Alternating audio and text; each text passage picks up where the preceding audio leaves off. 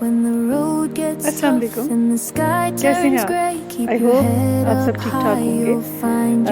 इस दफ़ा थोड़ा सा हम लेट हो गए, लेकिन चलें, इट्स नेवर टू लेट। हम स्टार्ट करते हैं। स्टेप 3 हम पार्ट 1 हमने किया था, जिसमें मैंने आपको नियासिनामाइड और हाइलुरोनिक एसिड की प्रॉपर्टीज़ बताई थी। तो सबसे हमने माइल्ड सीरम कहाँ से स्टार्ट लेना था, हमने वो अपना शुरू किया था।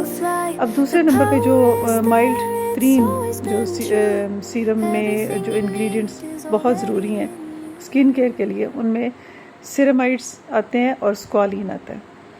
अच्छा, सिरामाइड्स जो है ना, इनका काम ये है कि जब आपने हाइलुरोनिक एसिड लगा लिया, या आपने ग्लिसरीन लगा ली, या आपने कोई भी हाइड्रेशन बेस्ड सीरम लगा लिया, या आप एक ऐसा सीरम यूज़ कर रहे हैं जिसके अंदर उसकी अच्छी खासी मिकदार है ह्यूमेक्टेंट की किसी भी फॉर्म में, तो सिरामाइड्स का काम होता है कि वो सेल्स को, अब स्किन के सेल्स को लॉक कर देता है, आपस में जोड़ देता है।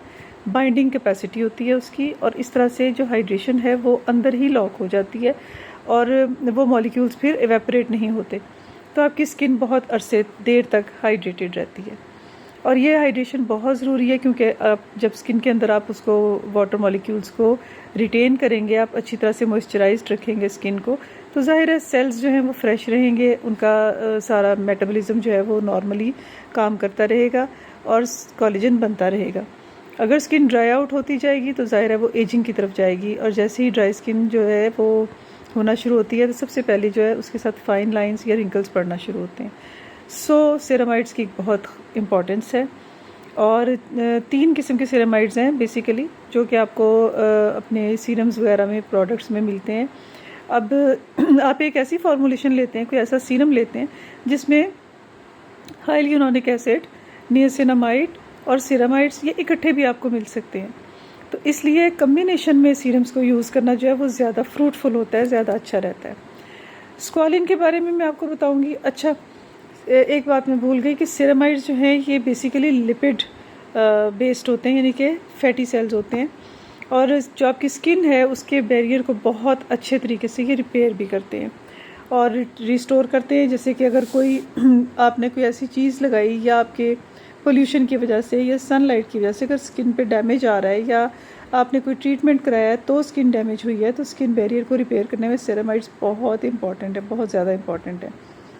और इसके अलावा जो इरिटेंट्स हैं, जब आपने एक दफ़ा हाइड्रेट कर लिया, अपनी स्किन को मॉइस्चराइज़ कर लिया, तो जो बाहर से free radicals, environmental free radicals जब आपकी स्किन को इरिटेट करने की कोशिश करते हैं, तो वो भी क्योंकि बाइंडिंग हो चुकी होती है, तो स्किन को मज़ीद नुकसान पहुंचने से भी ये बचाते हैं।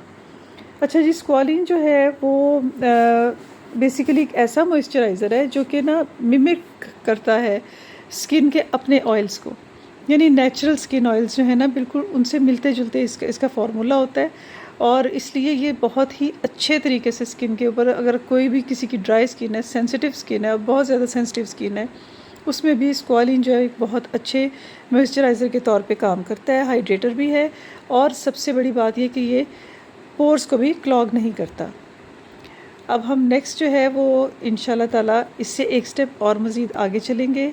ये जो चारों मैंने आपके साथ डिस्कस किए हैं, ये वो वाले एक्टिव इंग्रेडिएंट्स हैं जो कि आपकी स्किन के लिए बहुत अच्छे हैं, और ये बिल्कुल भी किसी भी किस्म का नुकसान नहीं पहुंचाते। स्किन किसी भी किस्म की हो, चाहे वो एक्नी प्रोन स्किन है, पिंपल्स निकले हुए हैं, चाहे वो ड्राई स्किन है, बहुत ज़्यादा चैप्ड स्किन है, वेदर के लिहाज से भी, अगर सर्दियों का जैसे आगे मौसम आ रहा है, तो उसमें भी जो स्किन के प्रॉब्लम्स हैं, ये सारे के सारे इंग्रेडिएंट्स जो हैं ये उसको, स्किन को बहुत ही अच्छा hydrated, moisturised, very strong barrier, और वेदर के साथ लड़ने की ताकत देने वाले इंग्रेडिएंट्स हैं। तो आप ऐसी प्रोडक्ट्स ढूंढेंगे, जो कि हम इंशाल्लाह आगे डिस्कस भी करेंगे, प्रोडक्ट्स और ब्रांड्स को भी, कि कौन से आपको जो है वो इजीली अवेलेबल होंगे, जिनमें आप ये सारे इंग्रेडिएंट्स इजीली अपनी स्किन केयर में कॉर्पोरेट कर सकते हैं। Thank you.